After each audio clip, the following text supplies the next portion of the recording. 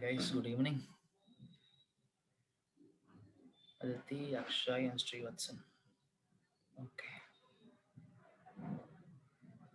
so we'll wait for 2-3 more minutes. Let your friends join.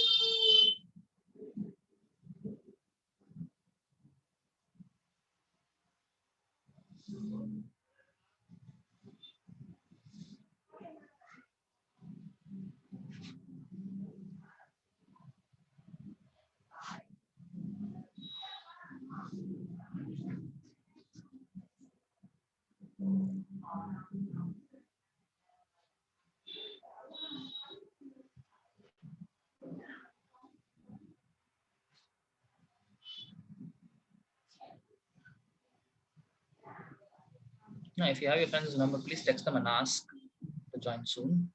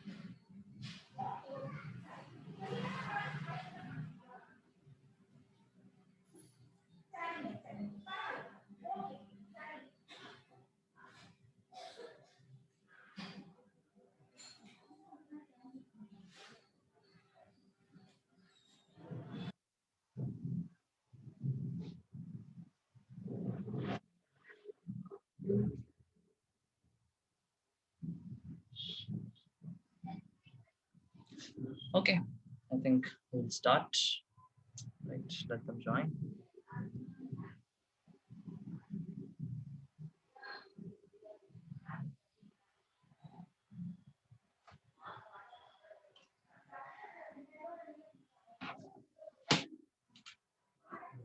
Okay.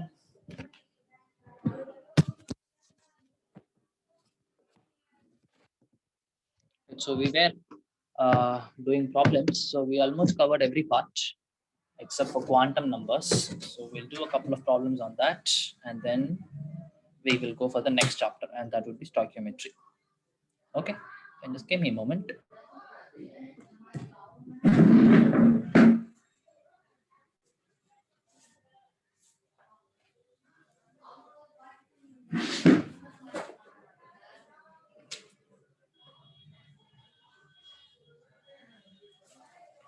Okay.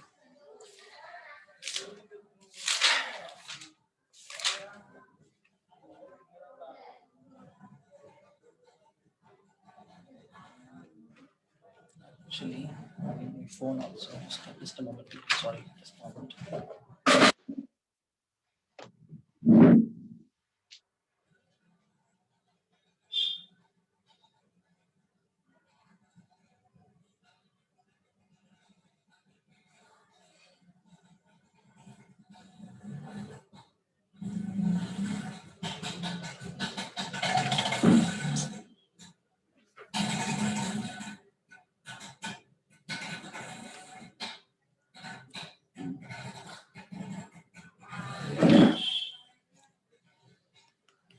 Okay, so question is on the way.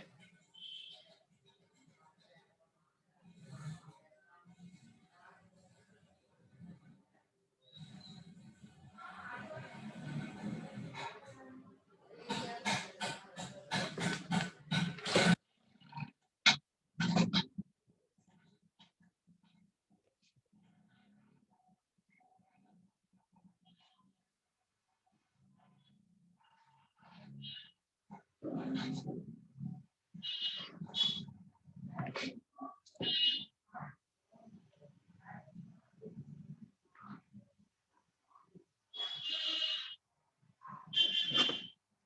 the question came. Please check here these things.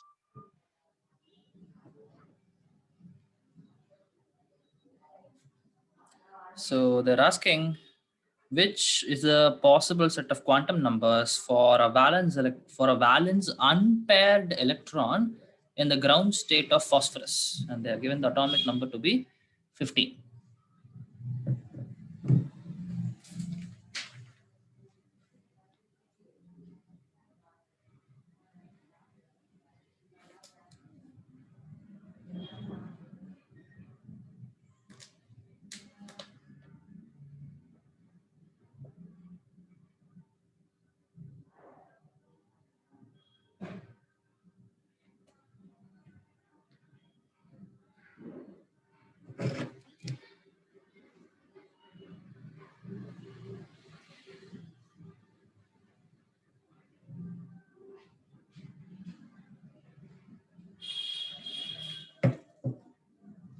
Right? So anybody has any clue how to do the problem?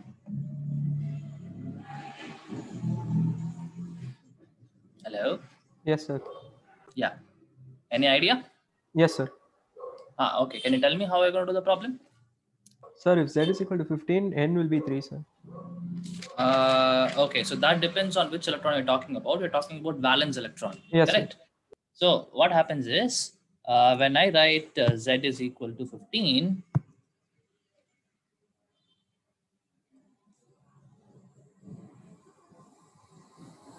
oops, I think I'll make a. Okay. So when I write that the total number of electron is 15, so I will write it as 1s2, 2s2, 2p6, 3s2, 3p3, right? This will be 15. Okay, so 4 plus 6, 10, 10 plus 3, 15. Yeah, absolutely. Right. So obviously they're talking about valence unpaired electrons. So this is the valence shell, 3s and 3p. This is the valence shell. And obviously unpaired electrons I have only in p orbital. You can see here, if you follow your Hund's rule of maximum multiplicity, you have to make sure that these. Sir, is it the last option? I'm not sure. Let me check.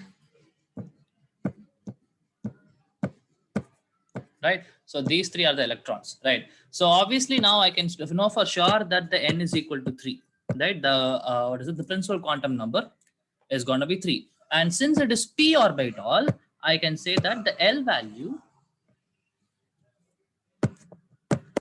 will be 1, because 0 corresponds to s, 1 corresponds to p, right? Okay. Yes, sir. D, sir. I think it should be D. Okay, fine. Now next I go for m value. Right, now m value can be between so if I have L is equal to 1, m value can be -1, 0, or +1. Right, so any of these three options will work. Okay, so m is equal to -1, 0, or +1. Any of this will work. So in the options you see that all the m values are 0. So all options are okay. Now I can just go for n is equal to 3. That would be B, C, and D. Right, and I have to go for L is equal to 1. Again, this S I cannot decide. S can be -half or +half. It can be anything. We cannot, it's just arbitrary, isn't it? You can either consider for clockwise spin +half or -half. Again, anti-clockwise spin +half or -half. It doesn't matter, right? So n is equal to 3, L is equal to 1, m is equal to any of these three value, and S can be plus or minus half. Right, S can be plus or minus half, doesn't matter.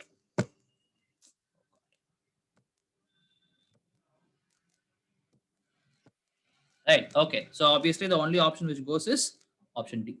Right, n is equal to 3, L is equal to 1, m is equal to 0, and your spin quantum number is -half. Yeah, option D is the correct answer. Good.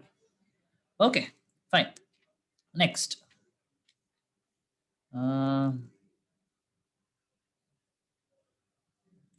Okay, now they're asking, I'm not going to give the question in the form of a picture. They're asking, find the number of radial nodes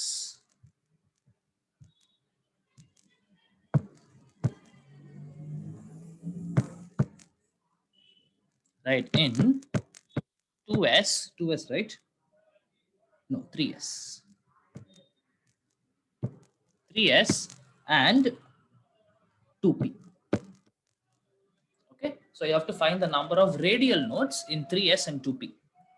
Okay, so hope you remember the formula for finding the number of angular nodes and for finding the number of radial nodes. Can you tell me what is the formula for angular nodes and radial nodes?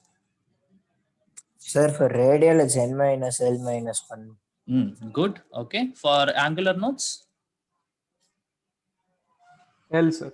Yeah, L. correct. Remember, angular nodes is L, radial nodes is n minus L minus 1. Okay, so they're asking you only for radial nodes. Now just substitute the values and find out and tell me the answer.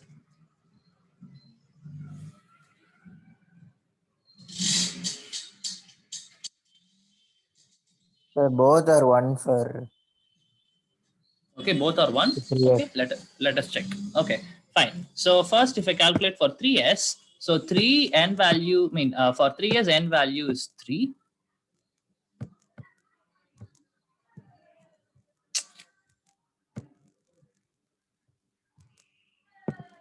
Okay, and L value is 0.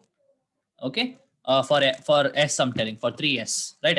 Since it's s orbital, L was equal to 0 and minus 1, right? That would be what? Oops, something happened. Oh my god,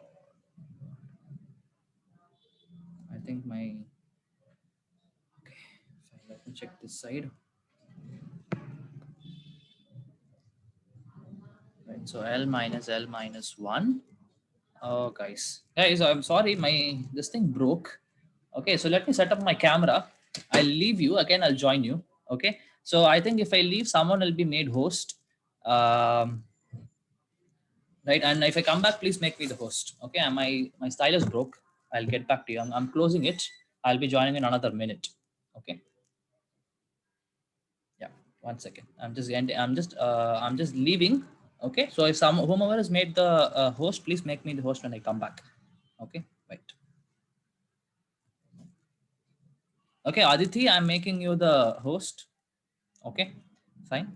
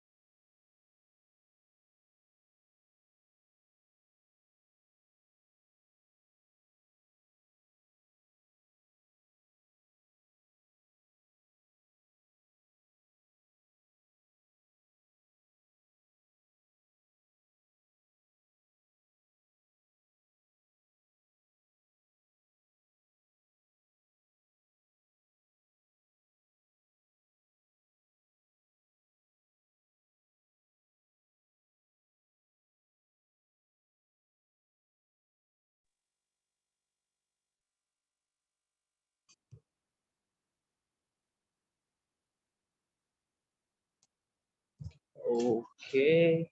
I think it's been so long since you saw my face. Correct, guys. Yes, Okay. sir. Fine. So it's everything is fine, right? Board is visible. My voice is okay. Okay, everything is right. Yes, sir. Okay, cool. Thank you so much. Right, so we'll start. So the problem we were solving, what was the 1 second, guys? Just give me a moment. Take the problem.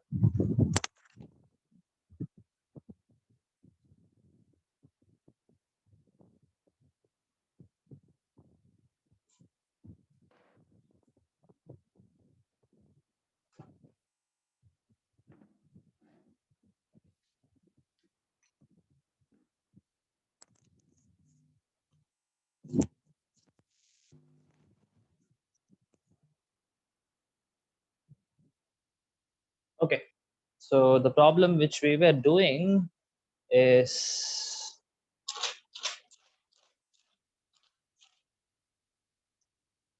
what are we doing? Did I give you the problem? Yeah, so you're talking about the radial and angular modes, correct? Okay. Why am I taking my stylus? So long it's been. I wrote the board. Okay, please bear with me. Right. So 1 second. Okay, fine. So we know the number of angular modes is L. Number of radial nodes is n minus L minus 1, right? Okay, so that's it. Now I have to search for, they're asking for 3s and 2p orbitals, right? Okay, so then it would be for, if I calculate for this, n is equal to 3, L is equal to 0, and that's it. So if I calculate the number of radial nodes for 3s would be 2, right? 3 minus 0 minus 1, 3 minus 1 will become 2, correct? Okay, now if I calculate for 2p, right? So again, now n value is 2, L value is 1. We know this, right? So it will be 2 minus 1 minus 1, n minus L minus 1, correct? Okay, so it is going to become 0, right? So 2 comma 0 would have been your, whatever the options that you have, you should have chosen 2 comma 0. 2 for 3s radial node, and what is that? For 2p, it is going to be 0. There is no radial node, right? Okay, next question. Okay, so now, okay, I hope everybody understood. Is there any, it's just a formula substitution. If you just know the L, N and L values for all the orbitals, you are set, right? Okay.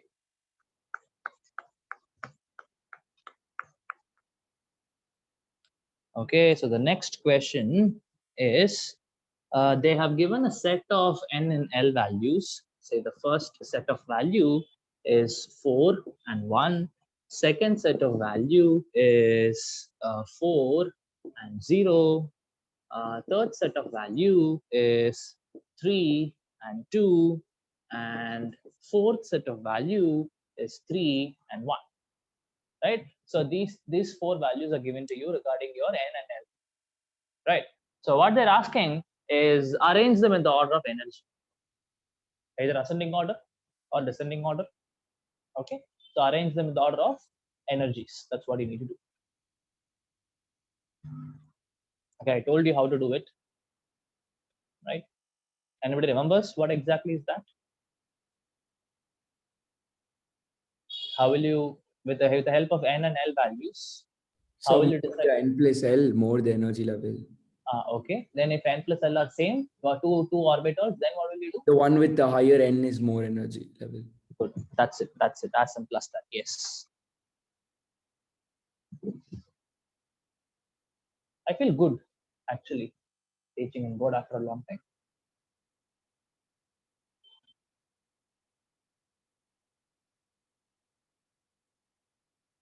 Right. So if I calculate the N plus L, here it is 5, here it is 4. So 1, 3, 2, 4. Yeah, hopefully correct, right? So for N plus L values are this, right? So obviously the one which is having higher N plus L value are 1 and 3, right? But both are having 5. But this first one has higher, what is that? Higher N value, correct? So obviously 1 will have the highest, then it would be 3, then it would be 4 and 4. Now this has n value 4 and this has n value 3. So obviously 2 and then 4. This would have been the order of energies, right? Simple. That's it. Quantum numbers problem, if it's going to come, you are sure that you're going to get all the answers right.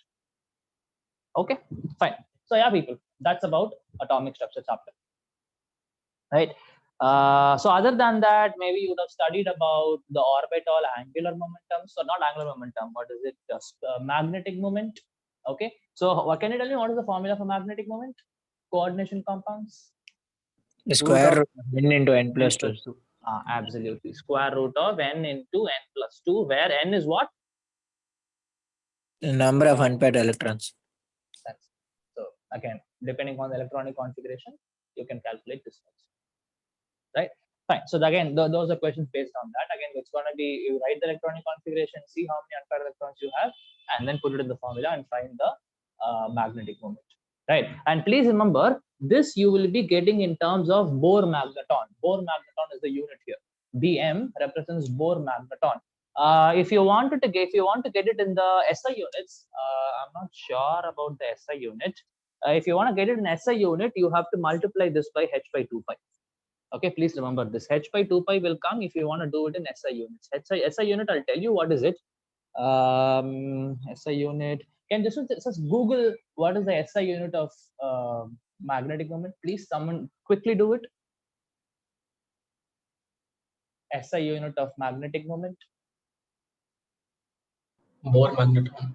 Oh, it is Bohr magnet only. But what happens if I put h by 2 pi then? Newton meter per Tesla. Okay. So if I put h by 2 pi, it is going to become Newton meter squared, whatever you are telling. Okay. Anyways, Yes, so sir.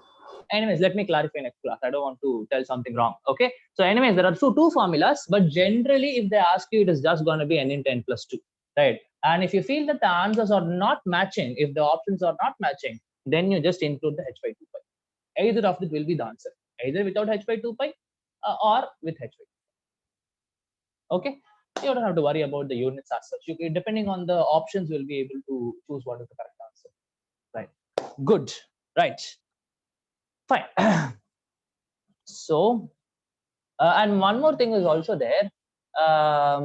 They can ask one more formula. I'll give you.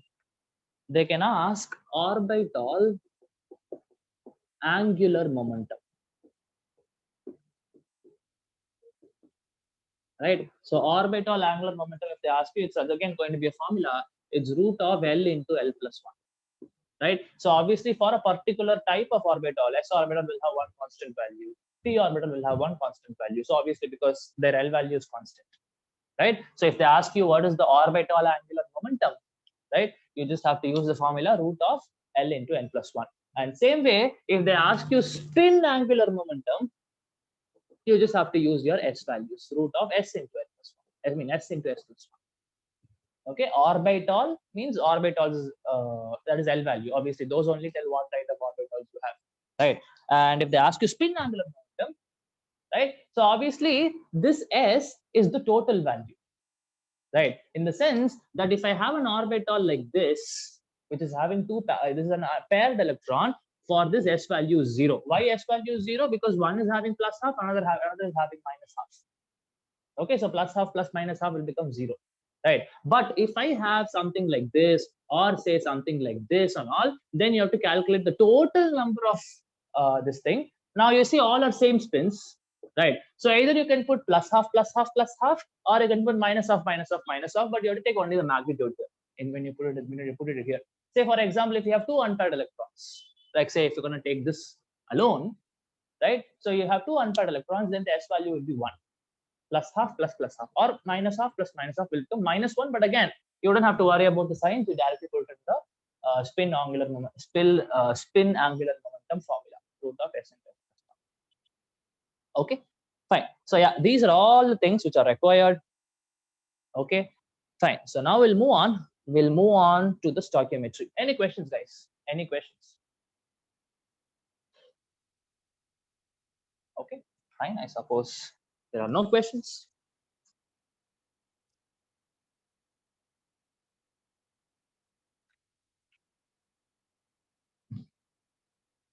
Right.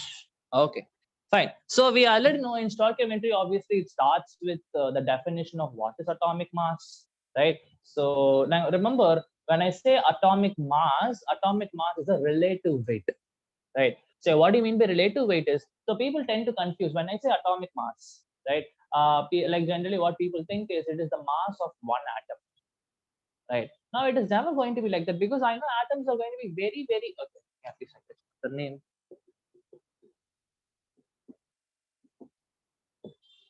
Okay, so when I say atomic mass, it is really not going to what is that? Talk about the mass of one atom.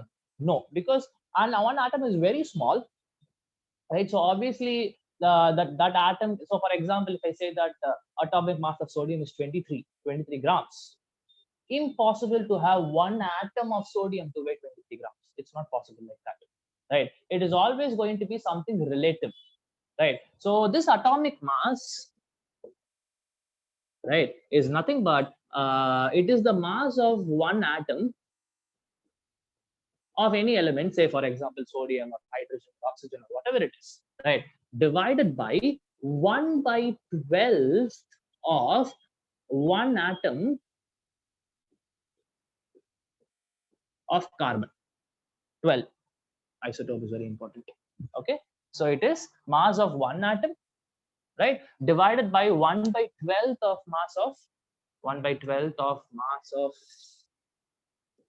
one atom of carbon 12 isotope. Okay, so this is what is defined as atomic mass, right? And this 1 by 12th of mass of one atom of carbon 12 isotope is what is called as your AMU, right? AMU is atomic mass unit, or nowadays we just use U. U is unified mass, right? Atomic mass unit, U is unified mass, right? And you can easily calculate the value if you want, right? It's pretty simple. I'll just tell you 1 AMU is 1 by the Avogadro number. Okay, 1 AMU is 1 divided by the Avogadro number. So you will be getting something like 1.3 into 10 to the power minus 23, if I'm not wrong. Okay, anyway, so you know what is the value of Avogadro number? It is 6.023 into 10 to the power 23. And when it comes to JE, for all your practical calculations, you can use this value as directly 6 itself. 6 into 10 to the power 23. Okay, that you can directly use. Right. Okay, so that is the definition of atomic mass. Then you have something called as gram atomic mass. Okay, so see, the values are going to be same. Atomic mass, say for example, when I say gram atomic mass, I mean atomic mass of sodium would be 23. Yeah, there is no unit. For example, say if you look at atomic mass, it is a unitless quantity, correct? Because mass divided by mass. So atomic mass will be a unitless quantity, right? But if I say gram atomic mass or molar mass, right, all these are going to have some units. Okay, and the units are going to be very simple. The units is going to be gram per mole. So I hope you understand what I'm trying to say, right? So when I say gram atomic mass or molar mass, it is mass of 1 mole of that particular atoms, right? It is the mass of 1 mole of the particular atom. Say for example, you know, in 1 mole, how many such atoms are there? I'll go to the definitions later. Anyways, we know that 1 mole, I know I'm going to have Avogadro number of atoms in that particular 1 mole, right? So all these Avogadro number of atoms or molecules put together, how much weight is it going to give? That is what is called as your gram atomic mass or molar mass, right? So for 1 mole of the particular atomic of the species, how much is the weight? That is what is your gram atomic mass, right? But the values are going to be same, right? Say for example, if I ask you what is atomic mass of sodium, you'll say 23. That's it, right? But if I ask you what is molar mass of sodium, then you will say 23 grams per mole. That is the only difference, right? But again, they are really not going to test all this. These are all just extra knowledge. The JE exams are really not going to concentrate on any of this. Okay, right? Fine. So now we'll go for the moles definition. We already know moles is basically like if I have to give an analogy, a mole is like something like I don't know whether you have gone to any flower shop, not like flower shop for your girlfriends, you go buy flowers, not that one. Like I don't know whether you do it, fine, but not that flower shops, right? So the flower shop which I'm talking about is the like shops that are outside the temples or nearby whatever you have, right? So if you go there, they will be actually measuring the length of the particular flower garland, right, in the form of something called as modam. Right? I don't know how you heard about it. Definitely you should have heard, at least when you should have gone with your mom and dad and asked it. Anyways, one modem they say is this much. Right? My hands are very big. If I'm going to do that business, I'm going to be at loss. Okay, right? So, but anyways, like so that one modem is just some quantity of length. Correct. It can be say some. I'm just roughly giving you some say 30 centimeters, 20 centimeters. It can be anything depending on the length of the hand. Right. So mole is also like that. Mole is also a measure of quantity, right? So we know other measures of quantity, say volume, mass, density, all these things are already there, right? But when I want to go for subatomic levels, when I want to go for not subatomic, atomic levels, microscopic levels, right? These mass and stuff are really not going to help me much, right? And also, if I want to do calculations, chemical calculations, if I have a reaction and I want to do certain calculations with that, right? This mass and volumes, it will be helpful, but doing it in terms of moles it will make it more easier. Okay, so that is the reason why we go for moles, right? Okay, so now we will just give you what the definition for moles, and then we'll directly go for stoichiometry.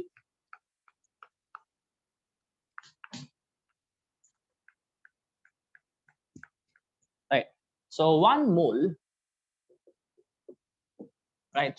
So we are going to define 1 mole. I am going to give you 3 different definitions, right? Because it is going to be a quantity which measures amount, right? So obviously I have to define this in terms of other different amounts, right?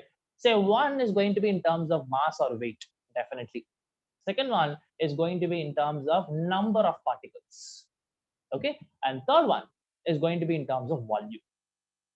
Okay, mass, number of particles, and volume, right? So I'll quickly give you whatever it is. So 1 mole of any species, again, I'm going to define everything at STP. Okay, so hope you all remember what is STP. STP is standard temperature and pressure. Do you remember the values? STP values. What is standard temperature value?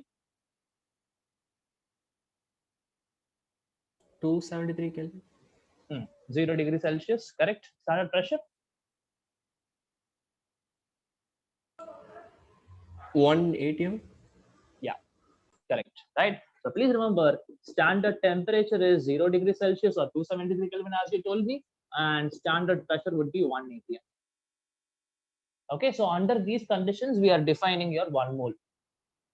Okay, fine. So first definition in terms of mass, right? So 1 mole of any substance will exactly weigh its molar mass. That is how molar mass is defined also. Correct. So 1 mole of any substance will weigh exactly its, or will have the mass equal to its molar mass. Okay. Now pretty simple, right? So if I say 1 mole of sodium, that's going to be 23 grams. 1 mole of carbon dioxide, you know how to calculate the molecular masses. Now in that case, it is going to be 44 grams. 1 mole of say NaOH will be 40 grams, right? Obviously, those are all simple stuff. You would have been doing it for a longer time, right? So that is the first definition. Okay, again, if it is going to be in terms of elements, you speak about atomic mass. If it is going to be in terms of compounds, then you speak about molecular mass. Okay, right. So done. So that's the first definition. Second definition is going to be in terms of number of particles. We already know the definition. So 1 mole of any species will have Avogadro number of particles. Right? I'm not telling atoms or molecules, because it is going to depend on whether I have an element, or whether I have a compound, or whether I have an ionic species. Right? Definitely, it's going to be little different for all these things. Right? So this particles which I'm talking about can be of 3 types. Right? So these particles can be either atoms, number of atoms, or it can be in terms of number of molecules, right? Or it can be in terms of number of ions, right? It is all obviously going to depend upon what kind of species you have in hand, right? Okay, say for example, if I say 1 mole of say magnesium, right? So 1 mole of magnesium, if I ask you how many obviously magnesium is an element, the building block, the elementary particle there is atoms, right? So obviously you have to say I have Avogadro number of atoms of magnesium, right? Okay, but if I say 1 mole of carbon dioxide, then obviously you cannot use atoms there, because the elementary particle there is molecules, right? Compounds, molecules. Then obviously you have to tell that I have Avogadro number of molecules of carbon dioxide, right? Okay, now ions, let me maybe give you an example. Say, actually we'll speak about atoms and molecules a little bit more, and then we'll go for ions. Okay, now assume, say I say that I have 2 moles of carbon dioxide. Okay, I have 2 moles of carbon dioxide, and obviously now if I ask you in this, what is the total number of atoms? Now see, I'm not talking about molecules, I'm talking about what is the total number of atoms, right? What will be your answer?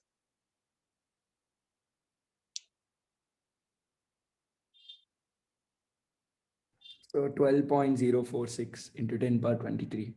Okay, fine, right? So it's correct. Now how do you do it? Now first of all, you have to understand in 2 moles how many molecules of carbon dioxide is there, right? How many molecules of carbon dioxide is there?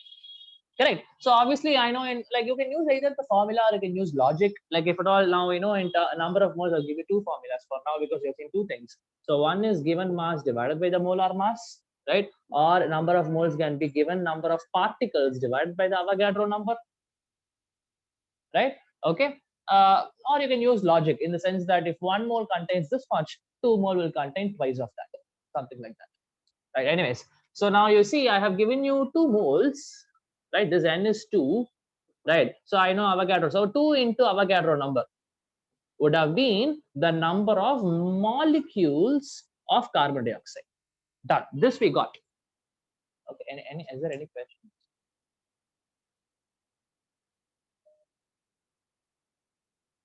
Okay, nothing. Yeah, fine. So what I was telling? Yeah. So this is the number of molecules of carbon dioxide in 2 moles of carbon dioxide.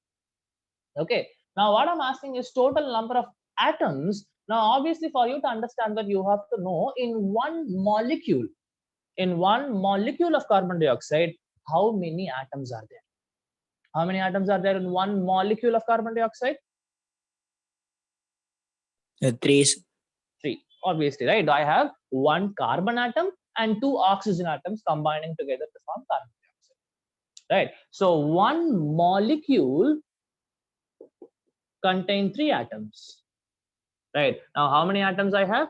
2 into Avogadro number of atoms will contain X. Then you can go for cross multiplication and you can find the total number of atoms would be 6 into the Avogadro number, and that would be 12 point something into 10 to the power 23. Okay, right. Now in the same thing I can ask, what is the number of oxygen atoms? Now that time you just have to, instead of 3, what you have to do? You have to do 2. You have to take 2 atoms only, because in 1 molecule of carbon dioxide I have 2 oxygen atoms only. Total number of atoms, take the entire thing. Now if a specific species is asked, then take only that species and go for it. Okay, right. Now, so I think I have made sure how, if at all they give you element, it's pretty simple. There's only atoms, right? But if they give you compounds, they can ask in terms of number of molecules, or they can ask in terms of number of atoms also. Pretty easy, right? Okay, fine. Now ions are also going to be very similar to this. Okay, so like again, I can combine these 2 things, that is your molecular, mass, as well as your what is that, number of particles, and I can give a problem like this. Say for example, I tell like I have 50 grams of calcium carbonate. Okay, I have 50 grams of calcium carbonate, and I ask you, what is the number of oxygen atoms here?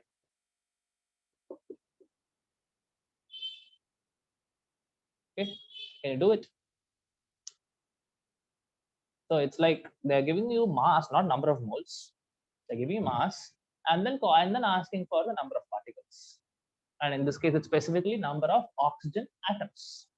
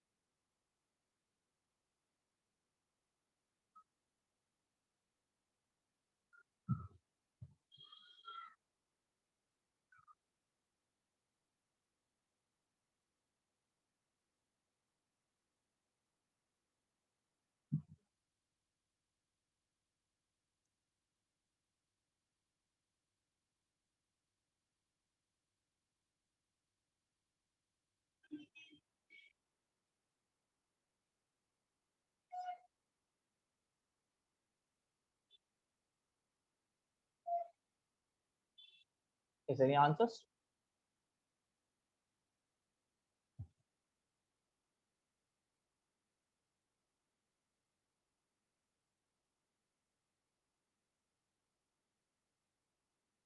So 1.5 moles.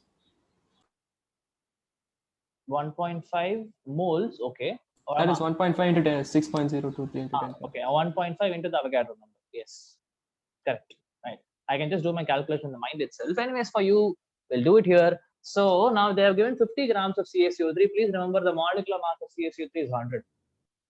Okay, so if I calculate the number of moles will be 50 divided by 100, which will be 0.5.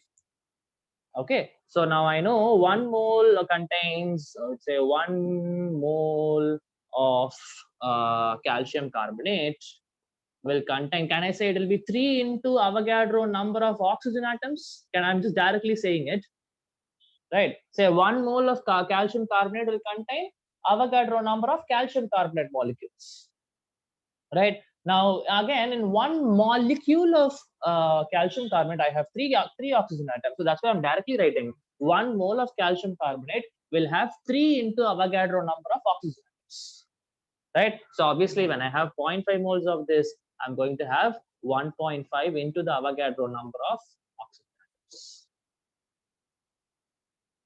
That's it. Okay, now like this also questions can come, right? Now same thing can be applied to ionic. This is actually an ionic compound only, right? But just for the sake of example, I took it Ca2 plus and CO3 2 minus. So it's going to be anyways, right? So hope everybody understood whatever is this, right? Sir, I have one. Yeah. Sir, like generally for the stoichiometry chapter, like for some elements, I'm not able to remember the atomic mass. Like for iodine or bromine. Listen, they will give you in the exam. First 20 elements alone, you have to remember the atomic mass and atomic number. That is still calcium. Okay, till Okay. calcium, you have to remember the atomic masses. After that, whatever they will give the atomic masses in the question itself. That's the rule now. Okay. Okay. Because I Right. saw in some books like for iodine or bromine or something like that, they were not Yeah. giving the atomic masses for them. Yeah, that they'll do, but you don't have to worry.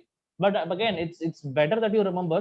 But the rule says till calcium they will give you the atomic numbers, but after that, till calcium you have to know, and after that, if there's any element, they will give you the atomic number, atomic mass. That's what they say, but it's better to remember. Okay, but Sir, are obviously, there any particular elements after calcium for which it's better to remember? Like, copper you remember, copper is 53. Iron you remember, iron is 54, I guess. Yes, iron is 54. Then phosphorus again will come. 31. Let's say it's below calcium. Then like this iodine, but yeah, then generally they will give.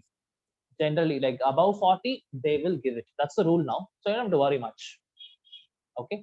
Iodine, maybe iodine and bromine alone you remember because those are common anions. Okay. So yeah, other than that, I don't think you have to worry about it. Okay, sir. And I'll teach you periodic table. I mean, actually, periodic table. Anyways, we don't have to see as such. What did I do? Okay. So periodic table, you don't have to. We don't have to see as. Anyways, we are seeing group 1, group 2, group 3, everything separately. But if you can remember, if you can remember where exactly that element is present, right? In the periodic table, you will actually be able to predict what is the atomic mass, right? Actually, first you'll be able to predict what is the atomic number. If I know which group it belongs to and which period that element belongs to, right? You will be able to predict the atomic numbers directly, right? And generally, atomic masses will be double the amount of atomic numbers. For example, calcium atomic number is 20, atomic mass will be 40. But again, it is not going to work exactly. Sometimes it will be 1 or 2 less, plus or minus 2 will come when you do the double. But again, you will be able to get an approximate answer, at least. That is for sure.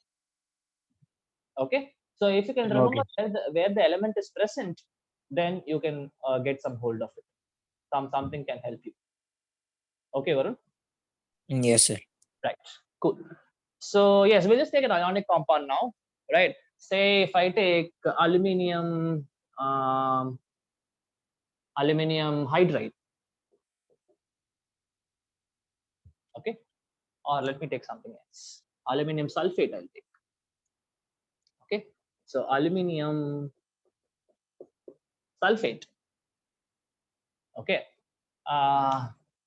So again, if I say 1 mole of this compound, right? You have to understand that in this totally I will have obviously 1 Avogadro number of this total compound, but we cannot say total compound because it is made up of ions, right? So in this 1 mole, I can say that there is going to be 2 into Avogadro number of Al3 plus ions, right? And there are going to be 3 into Avogadro number of sulfate ions, right? So like again, in like they maybe they'll give you some mass of this aluminium sulfate, some mass they'll give you, and they can again then ask you what is the number of sulfur atoms, number of oxygen atoms, number of aluminium ions, number of sulfate ions. Okay, so any of these can be asked, but again, pretty simple, just like how you're going to do in case of normal compounds. Okay, so yes, that is about your number of moles with respect to mass as well as number of particles. Okay, fine. Moving on. Right, in terms of volume, right, 1 mole in terms of volume. Okay, so volume, please remember 1 mole of, now this is only for gases, right? 1 mole of any gas, again at STP, will occupy a volume of 22.4 liters. Okay, 1 mole of any gas at STP will occupy a volume of 22.4 liters. Okay, so based on this also I can give you a formula for number of moles. It is given volume divided by 22.4 liters.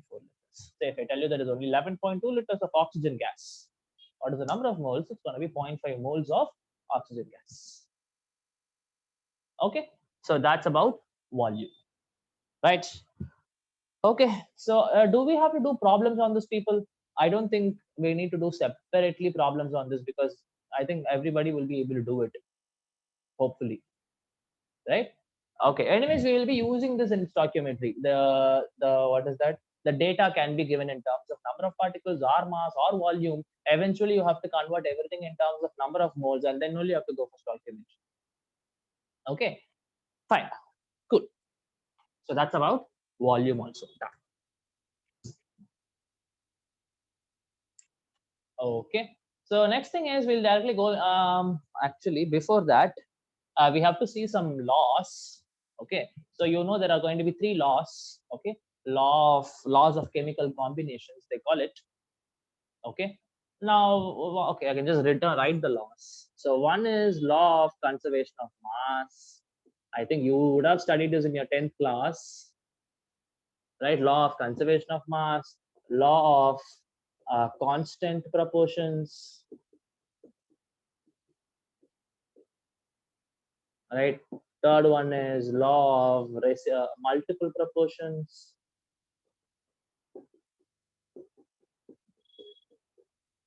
right? So these are the three main laws of chemical combinations, right?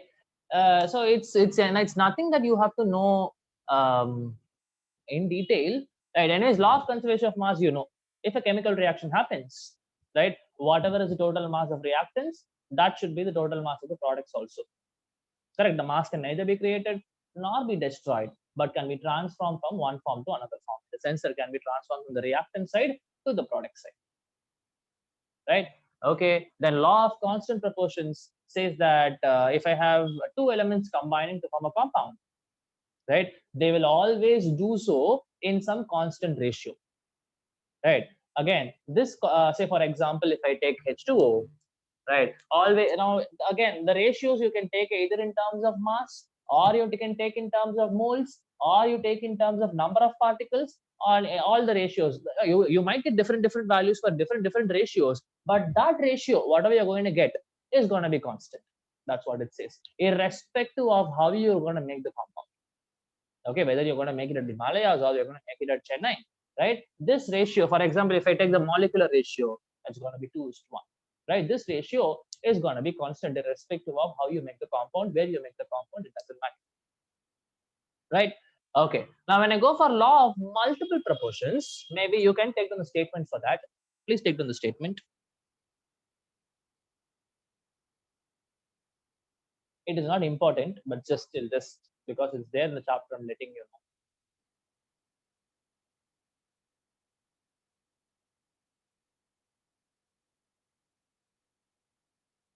know. Oh, I'm using my mobile network. Why am I not using the Wi-Fi?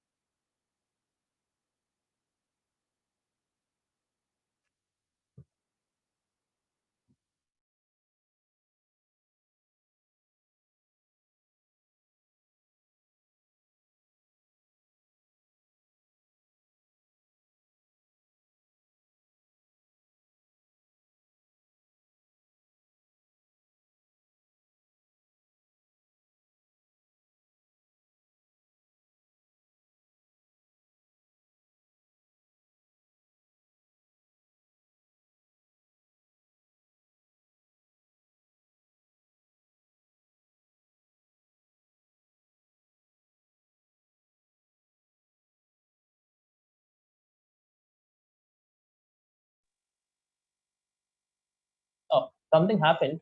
Guys, everything is okay. Are you able to hear me? Yes, sir. Okay, because I just went out and came back. I don't know what happened. Anyways, okay. So please take down. Right. When two or more elements, when two or more elements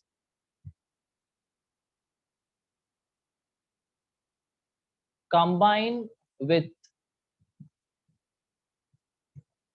another element, when two or more elements combine separately, okay, combine separately with another element, okay, when two or more elements combine separately with another element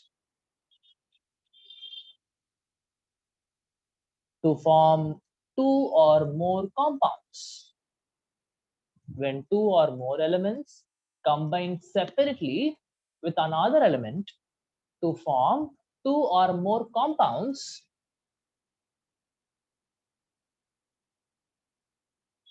they do so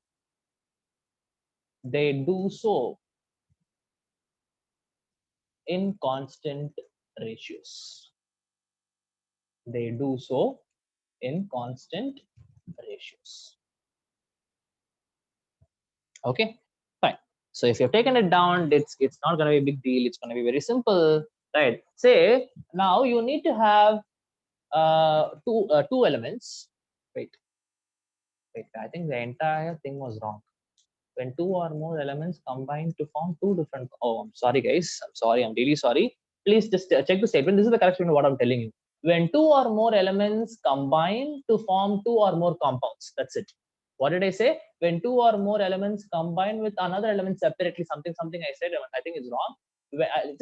This is the statement. When two or more elements combine together to form two different compounds. Okay, when two or more elements combine together to form two different compounds, they do so in constant ratios. That's it. Okay, right. So now I need to have two elements and they should form two different types of compounds. Okay, I should have two elements and when they combine together, they should be able to form two different kinds of compounds, and only then I can use my law of multiple proportions. Right? Say if I take example, if I take hydrogen and oxygen, right? Say one of the compound can be H2O, the other can be H2O2. Right? Now here, what will you observe is out of these two elements, out of hydrogen and oxygen, right? One of them is going to have same mass. Or now one of them is going to have same mass in both the compounds. Again, I repeat, right? So when when these two, out of these two elements, right, one of them is going to have the same weight in both these compounds, right? And obviously, I think you'll be able to identify what is the element. Obviously, it is going to be hydrogen. You see, there are two hydrogen atoms here, two hydrogen atoms here. Okay, so this is this is the constant element, which is going to have same weight in both the compounds, right? So now we are talking about the element which is not going to have the same weight, right? And that is definitely going to be oxygen, correct? Now that ratio is what we are talking about. Okay, now that ratio, obviously here if I take, it is going to be, for example, 16. If I take the mass ratio, right, here if I take, it's going to be 32, right? Now this ratio is again going to be constant. That's what it says, right? It is not going to actually, see why these laws are important is because when the scientists gave it, right, so they didn't have much understanding about all these stuff. So at that time it was very big, and still we are studying it. Okay, but anyways, so again I repeat, if I have two elements combining to form two different compounds like this, there is one element which is going to have same weight in both the compounds, one element is going to have different weight in the two compounds, right? So I have to take the element which is having different weights. That ratio is what I'm talking about. That ratio is constant, 16:32. In this case, oxygen, one oxygen, two oxygens, so 16:32. Okay, right? So that is what about law of multiple proportions, right? Okay, fine. So this, and one more thing is, before we go on to see stoichiometries, there is a, okay, let me tell you that.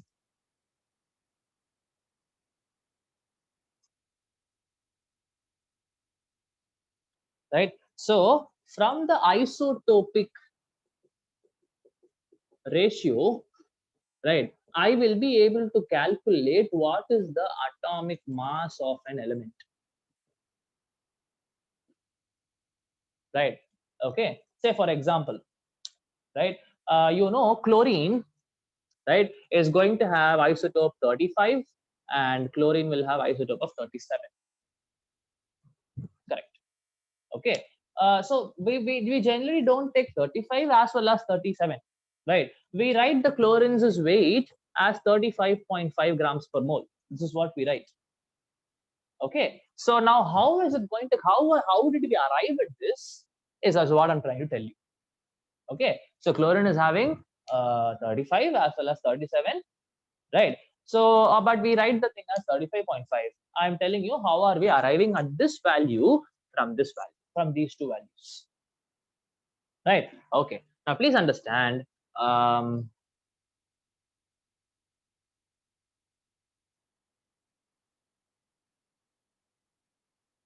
so there's something called as percentage abundance,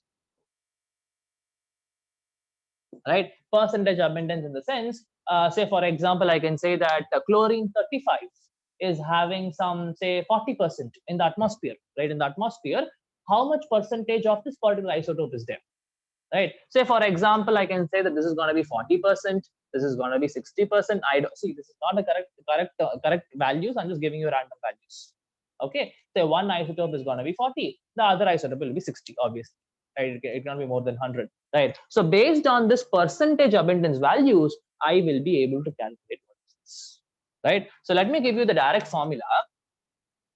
Okay, so I'm going to write this atomic mass of any element is equal to, right? It's equal to percentage abundance of isotope 1 into the mass of isotope 1 plus percentage abundance of isotope 2 into mass of isotope 2 divided by 100. This is the formula. Okay, first say for example, if it's 40% of this, so I'll put 40 here.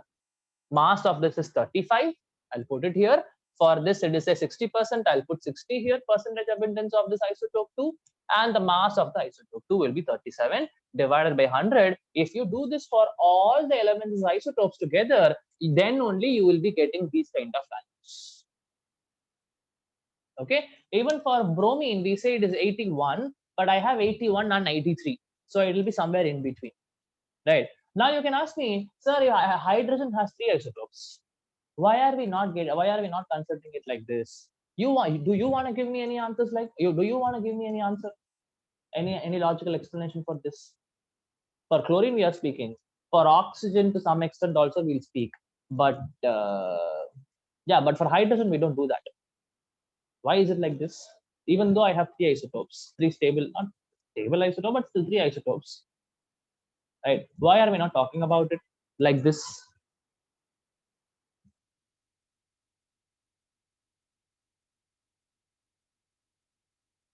Anything, whatever comes to your mind, you can tell me.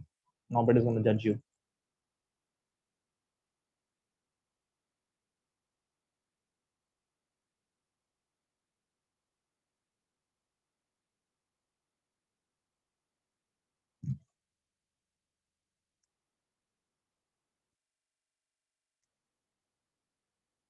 So because of the abundance.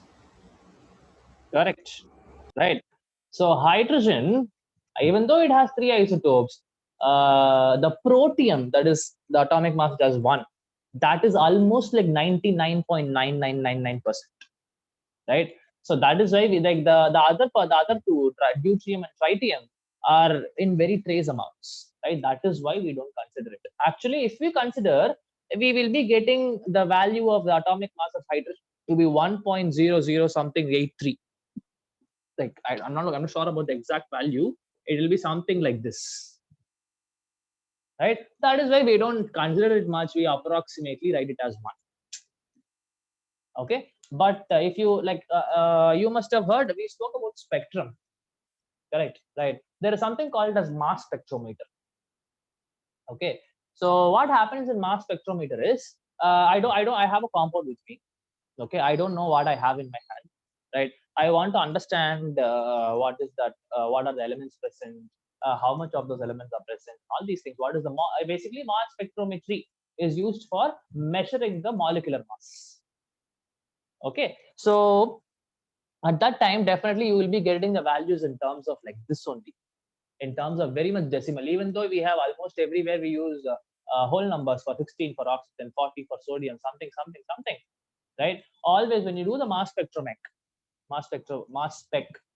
okay, you will always get only the accurate, exact values. Okay, maybe if you go for college and if you take chemistry or even physics, maybe you will be doing all this mass spectrometry. Okay, fine. So yeah, that's about your percentage abundance, right? And next thing is,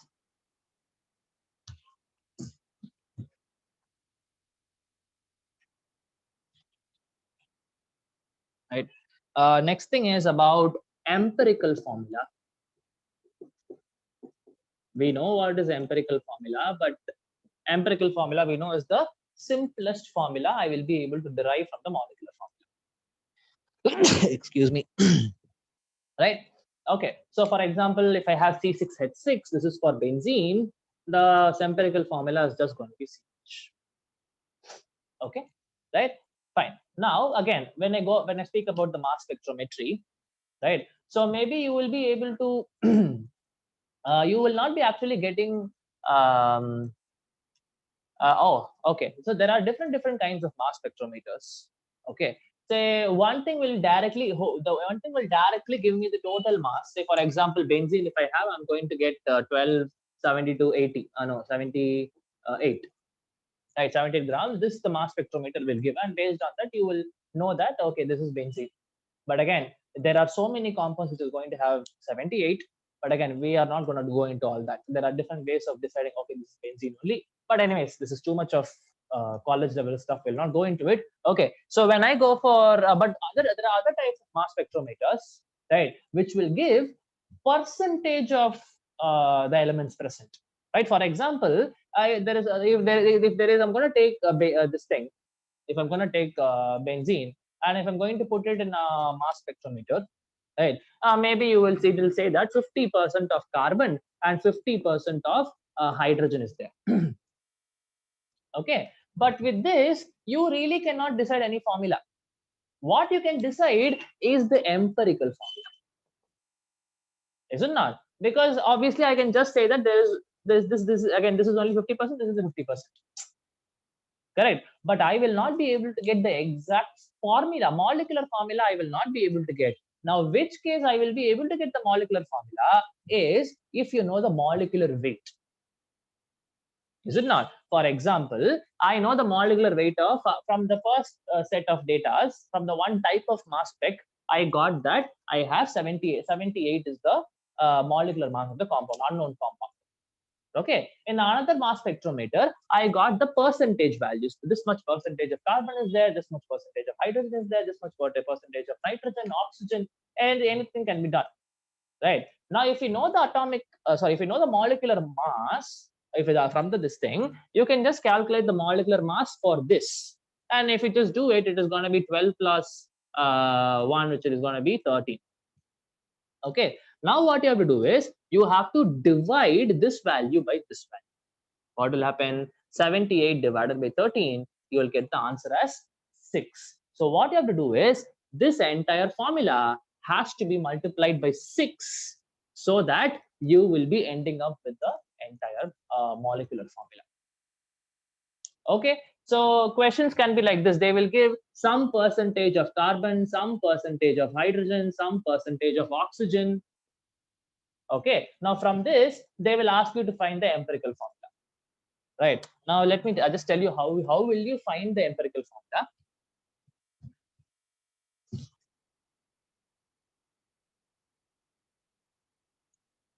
Okay, say so I'm just going to give you some random values, right? Okay, say I have 48% of carbon. Okay, say 11 or 12 percentage of hydrogen. Okay, and say 48 plus 12 is how much? 60, right? 60. Say next 40% is oxygen. Okay, 40% is oxygen, and I ask you to find what is the empirical formula of the compound. Right, now what you're going to do is you are going to assume that the total mass is 100. Okay, you are going to assume that the total mass is 100, not the molecular mass. I'm telling the total amount of the compound present is 100. Okay, now obviously you can directly take the percentage values as the mass values. Correct, right? So I can take the mass values of carbon, hydrogen, and oxygen to be 48 grams, 12 grams, and 40 grams. Okay, now I can calculate the number of moles of all these. Okay, so 48 divided by 12, 12 divided by 1, 40 divided by 16. Right? Okay, these are the number of moles of carbon, hydrogen, and oxygen. Right? Okay, now you say, now here it is going to be 6 moles. Okay, here it is going to be 12 moles. Right? And here you see approximately it is going to be 2 point something, say 2.32 it will become, I think it will be 2.5 approximately.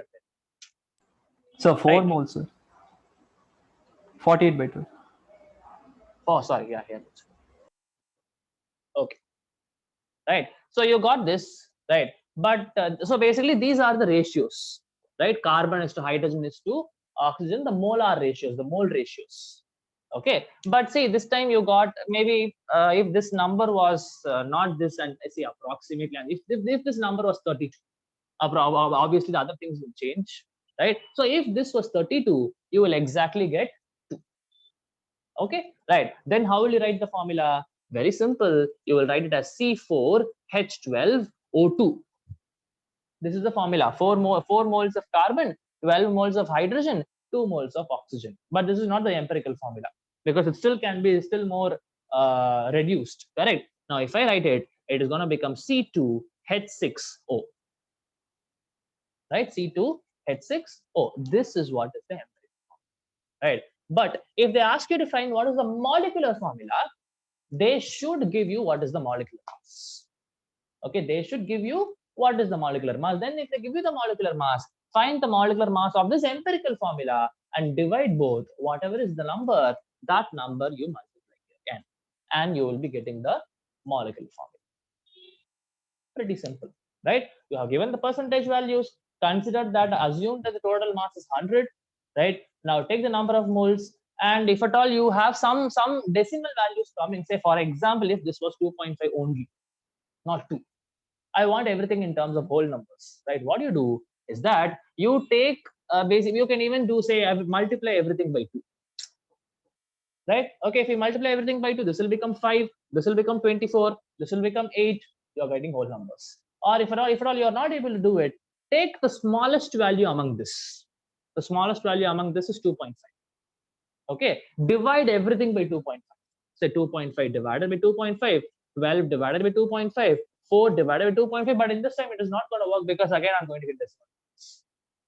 Okay, so it is always better to multiply with a certain number so that you're going to get a whole number. But it's not only for that particular element I'll multiply. For every element I'll multiply, obviously.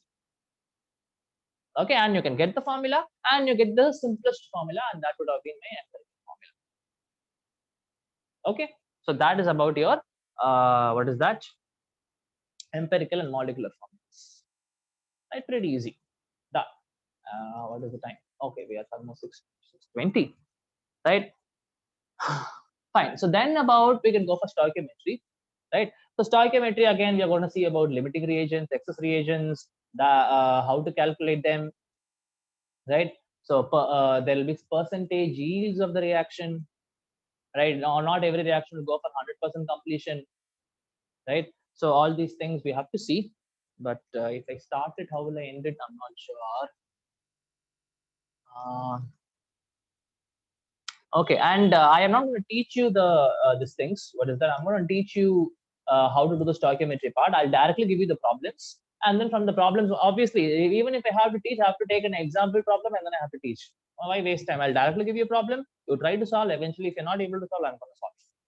Okay, that is how we'll So do. one small doubt, sir. Yeah. Sir, when you find the empirical formula, right, sir? How do you find the molecular formula again? No, that's okay. Fine. Say, for example, see, I can just calculate the weight of C2H6, right? So C12, 12 plus 8, 12 plus 6 is 18, 18 plus 16 is 34. Okay, this mass is 34.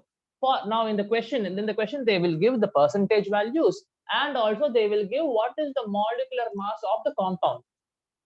Okay, they will give the molecular mass of the compound which you're talking about. Say, if they give the molecular formula as 78, sorry, 68.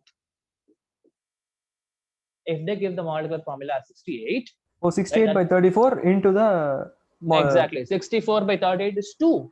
So you will multiply the empirical formula by 2 to get the molecular formula. Yes, sir. Okay, sir. Understood?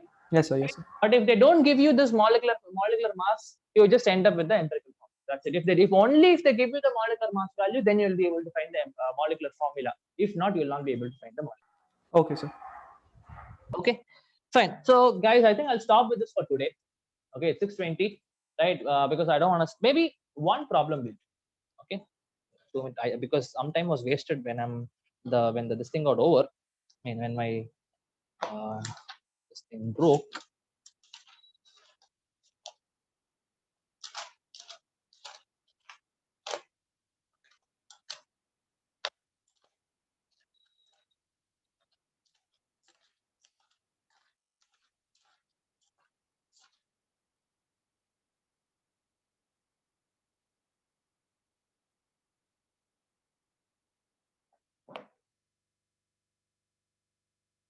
Okay.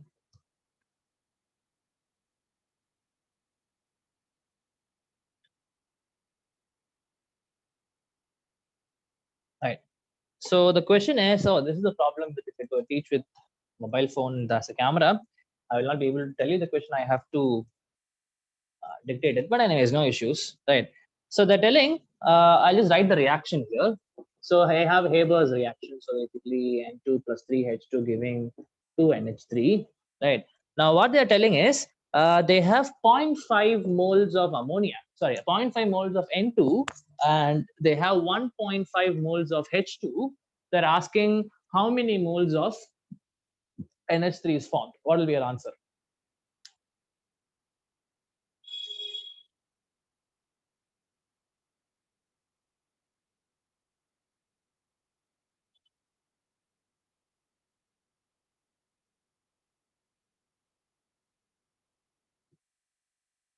What is the answer? 0.5 moles of N2, 1.5 moles of H2. What will be the number of moles of NH3 formed? So 2. 2. Okay, fine, we'll see. Right. Now, see, if they give only one, say I have, say, N 2, 3 reactants I have in the question. Okay. And they give information only about one of the reactants. Okay, they give information only about one of the reactant, then you can blindly do the problem. In the sense, for example, if this was not given, okay, if this was not given, then you can directly do stoichiometry. See here, I have one, now you have to look at the ratios. The stoichiometric coefficients are going to give me the ratios. Now the ratio in this case is 1 is to 3 is to 2. Right? That means 1 mole of N2 reacts with 3 moles of H2 to form 2 moles of ammonia. Correct, right? So if I have now, no data is given about H2 now, so you don't have to worry about this, right? So if I have 0.5, now 1 mole of N2 gives 2 moles of ammonia. So if I have 0.5 moles, how many moles of ammonia will be formed? 1 mole gives 2 moles, so 0.5 will give? 1 mole. That's it, 1 mole. Basically, whatever you have, multiply this by 2. That is what is going to be this thing. If you're getting confused by this, write it like this: 1 mole of N2 gives 2 moles of ammonia. So if I have 0.5 moles, put X and cross multiply and find out the X value. You'll be able to get the answer. Now you don't have to do this for simple calculations, but if at all they give you some complex numbers. Complex means not the I numbers I'm talking, some tough numbers, right? Then you go for the cross multiplication. Okay, right. So now in this question, what happened is they have given 0.5 moles of N2 and 1.5 moles of H2. Okay, so now if they give, there are 2, 3 reactants and say more than one reactant information is given to you, more than one reactant information is given to you, then you cannot directly do it. Then you cannot directly find the product's number of moles. Okay, first thing what you have to do is you have to find what is the limiting reagent and what is the excess reagent. Okay, I'll tell you how to find out. After finding what is the limiting and excess reagents, you have to concentrate only on the limiting reagent. Okay, based on the number of moles of limiting reagent, then you go calculate the number of moles of products. Okay, now I use so many technical terms. Okay, first, what is the limiting reagent? Right, so limiting reagent is one which is there in the reaction mixture to the exact required amount, not more than that, right? But excess reagent is one which is there in quantity which is more than what is required. For example, I require only 1 mole of something, but if I have 1.5 moles of that, then definitely that is going to be the excess reagent. Right, now in this question we'll see. Right, so if I have 1 mole of N2, sorry, if I have 1 mole of N2, I require 3 moles of H2. Okay, right. Now, if I have 0.5 moles of N2, then how many moles of H2 is required? 1 mole requires 3 mole, so 0.5 will require 1.5. exactly into 3. Right, 1 mole requires 3 moles. So 0.5 will require 0.5 into 3, that is 1.5 moles. And that is exactly what I have here, right? So this is a special problem where both the things are in exact required amounts, right? So in this case, there is no question of which is limiting reagent, which is excess reagent. But if this was not 1.5, this was given as 2 moles, then obviously this is more than what is required. So in this case, this would have been the excess reagent, and this is exactly to the required amount. You can do the opposite if you want, right? Say 3 moles of H2 requires 1 mole of N2. So 3 moles of H2 requires 1 mole of N2. So if I have 2 moles of this, what will be X? X would be 2 by 3, right? 2 by 3 is basically going to be 0.66, right? Now look at here. If I have 2 moles of H2, I require 0.66 moles of N2. But how much I have? I have only 0.5. So obviously that is lesser than what is required. That is going to be the limiting reagent. Or you do the opposite.